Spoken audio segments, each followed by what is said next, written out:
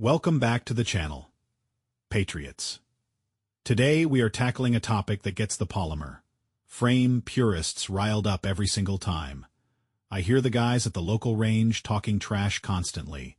They act like anything without a double-stack magazine is basically an antique paperweight. But as someone who has carried, trained, and run force on force drills for decades, I am here to tell you that mindset is lethally flawed. You do not survive more than 100 years of armed conflict by accident. This caliber remains relevant in 2026 because it violently neutralizes threats. Before we push out to the 50-yard berm, hit that subscribe button, drop a like on the video, and leave a comment down below to help us beat the shadow bans and tech censorship. Let us gear up and break this down. Forged in the jungle, let us clear the air on the actual origins of this defensive powerhouse. Too many folks assume a pocket revolver was explicitly designed for deep concealment in a suit jacket.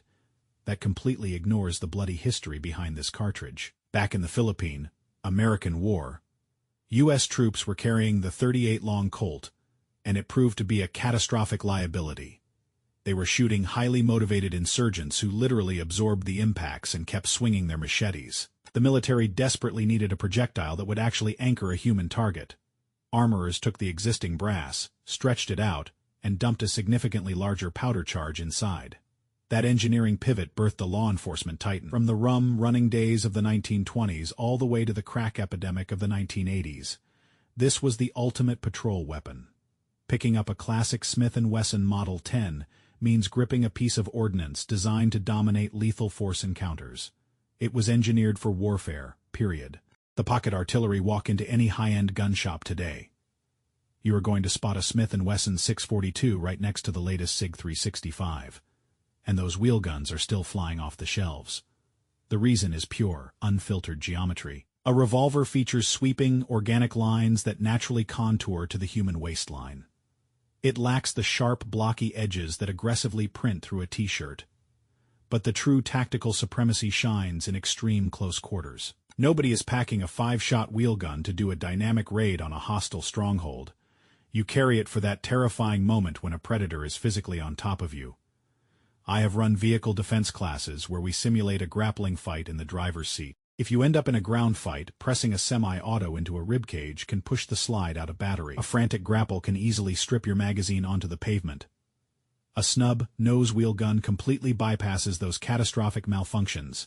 You establish your grip, you crush the trigger, and it detonates.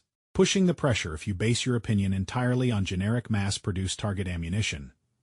You are missing the ballistic reality. Shooting 130-grain range fodder feels like a toy, but defensive ammunition is an entirely different beast.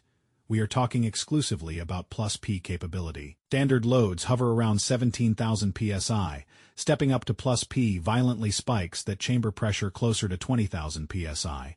When you load a cylinder with premium hollow points, like a 135-grain spear gold dot, or a heavy hard-cast projectile from Buffalo Bore, you are yielding terminal ballistics that mirror standard 9mm defensive rounds. Run a 4-inch barrel, and you will easily blast past 1,000 feet per second. Even out of a 2-inch concealed carry frame, you generate the velocity required to force reliable hollow point expansion in ballistic gelatin. Obviously, ensure your specific firearm is rated for that pressure spike. Modern polymer frames and solid steel platforms handle +P without breaking a sweat. If you carry a vintage K-frame, be mindful of the stress on that older metallurgy, but never mistake this round for being underpowered. Hitting the target, the internet loves to argue about 9mm versus 45 ACP. They obsess over the raw power of the 357 Magnum. But they completely ignore human biomechanics under stress. The true deciding factor is how fast you can accurately drive rounds into the thoracic cavity. The FBI trusted this exact caliber for decades. They standardized a heavy lead semi-wad cutter hollow point because it consistently anchored bad guys. It delivered immense penetration and violent expansion. More importantly, field agents could actually manage the recoil impulse. Put a modern Micro 9 in a beginner's hands and watch them flinch as the muzzle violently whips upward. Swap that out for a heavy steel wheel gun, and watch their groups shrink instantly. A loud report does not win a lethal encounter. Severing the central nervous system does. This caliber permits the defender to fire rapid controlled strings without fighting the sights. Delivering 5 surgical hits in under 2 seconds is vastly superior to panic. firing a 15-round magazine into the surrounding drywall. Mastering the trigger, let us be brutally honest about the learning curve here. Plenty of range officers tell newbies to buy a revolver because it is simple. I think that is terrible advice. Yes, loading and unloading is mechanically straightforward, but pulling a 12-pound factory trigger while keeping your sights perfectly aligned is incredibly difficult. You have to roll that trigger straight back without disturbing your sight picture. And if you are running a featherweight pocket gun, the physics are completely unforgiving. All that kinetic energy bypasses a reciprocating slide and slams directly into the webbing of your hand. It hurts. I have watched heavily built guys set a snub, nose down after 5 shots because the palm sting was too aggressive. However, there is an incredible training value to that punishment. If you commit to daily dry fire and conquer that heavy double-action stroke, you will become an absolute surgeon with a handgun. It demands absolute perfection in your grip and trigger press.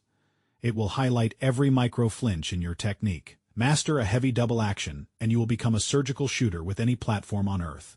Rolling your own for the guys manufacturing their own defensive loads out in the garage, this casing is a masterpiece. It is undeniably one of the most user-friendly straight-walled cartridges in existence. The operating pressure is remarkably low, meaning your brass will survive countless cycles through the sizing die.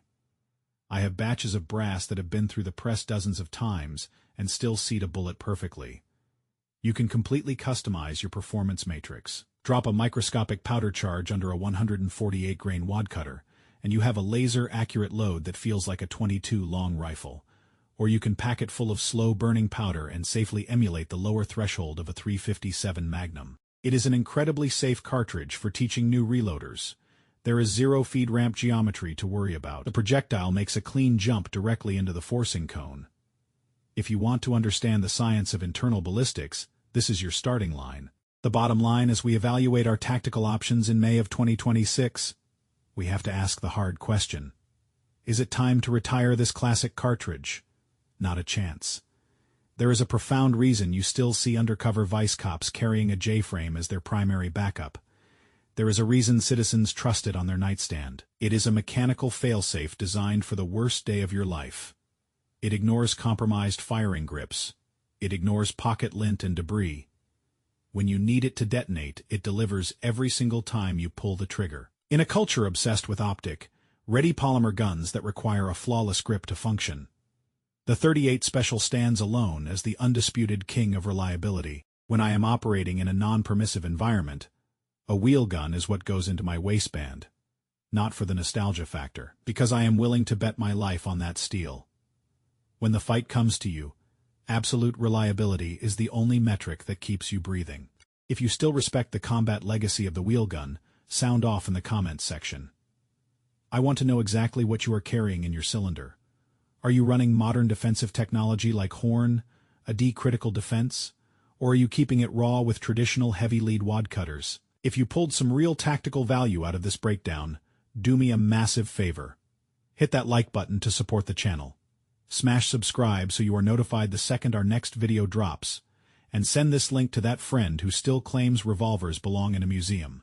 Train violently. Stay dangerous. And I will see you guys out on the range.